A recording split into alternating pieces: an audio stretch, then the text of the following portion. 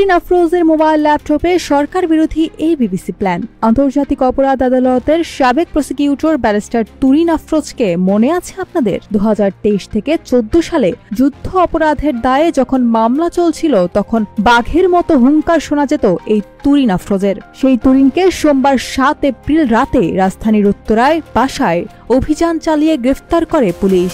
এ সময় তার ল্যাপটপ ও মোবাইল তল্লাশি করে পুলিশ। বেশ কিছু তথ্য মিলে তার সব ডিভাইসে ইউনূস সরকারের বিরুদ্ধে তার নানামুখী কূটনৈতিক পরিকল্পনার তথ্য পাওয়া গেছে। একটি সূত্র বলছে, সরকার বিরোধী A plan, B plan, C plan পর্যন্ত পাওয়া গেছে, যা দেখে হতবাক তদন্তকর্তারা। বিষয়টি নিশ্চিত করে উত্তরা বিভাগের উপকমিশনার মোহাম্মদ মহিদুল ইসলাম জানান, উত্তরায় আব্দুল জব্বার নামের একজন ছাত্রকে হত্যার উদ্দেশ্যে গুলিবিদ্ধ করার ঘটনায় তুরিন আফরোজের বিরুদ্ধে মামলা হয়। এই মামলায় তাকে গ্রেফতার করা হয়েছে। তিনি বলেন, তুরিন আফরোজের বাসায় তল্লাশি চালিয়ে তার ব্যবহৃত মোবাইল ও ল্যাপটপ জব্দ করা হয়েছে। সেগুলো চেক করে দেখা গেছে তার ফেসবুকে অনেক সরকার বিরোধী প্রচারণা রয়েছে।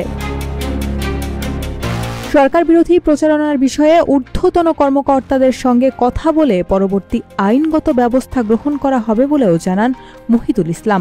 উল্লেখ্য, 2018 সালে মানবতা বিরোধী অপরাধের মামলার এক আসামির সঙ্গে গোপন বৈঠকের অভিযোগের পরিপ্রেক্ষিতে 2019 সালের নভেম্বর মাসে আন্তর্জাতিক অপরাধ ট্রাইব্যুনালের প্রসিকিউটর পদ থেকে তুরিন আফরোজকে অব্যাহতি দেওয়া হয়।